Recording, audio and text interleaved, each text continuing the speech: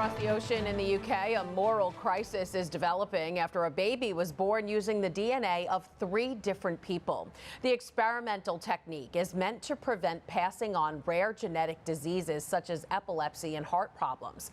The procedure alters the DNA of an embryo by including the DNA from another person, something Catholic ethicists are against, since a human embryo is a new life and it should be respected and protected. Joining us now is one of those ethicists sounding the alarm over this embryo modification birthing technique, the Director of Education for the National Catholic Bioethics Center, Father Tad Pacholczyk. Hi, Father.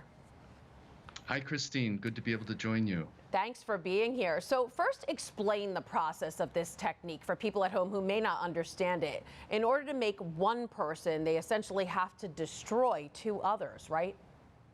That's correct. And the reason they would be doing this is because if you have what's called a mitochondrial disease, there can be some very, very serious side effects for children who are born with it.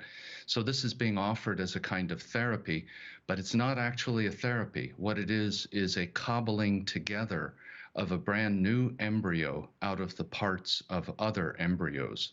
So that's part of the ethical concern. The other part, of course, is that all of this relies on in vitro fertilization as part of the technology, which, as you're aware, the Church since the beginning has articulated some very fundamental objections to that approach to bringing new life into the world, because it's outside of the marital embrace and it's moving that production of life into the laboratory. Yeah, it kind of sounds like they're playing God. Obviously, as Catholics, we know we can't do that. But is there any science that is acceptable to the Church when it comes to birthing children? Yes, when there are problems with fertility.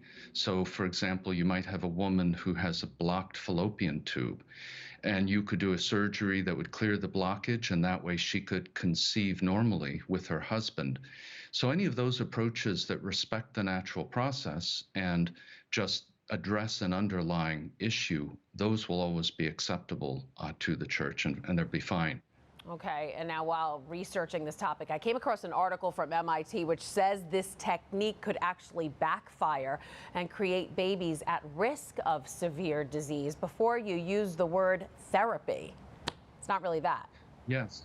So exactly. There's a concern here that as you do this mitochondrial transfer, what you're trying to do is getting rid of bad mitochondria. So that's why you have to cobble together the embryos, as we described earlier. But when you do this, you sometimes will still track in a small number of these little mitochondria, and they can take over the scene, as it were, and sort of recontaminate the embryo. So it's not like this is a guaranteed fix or outcome.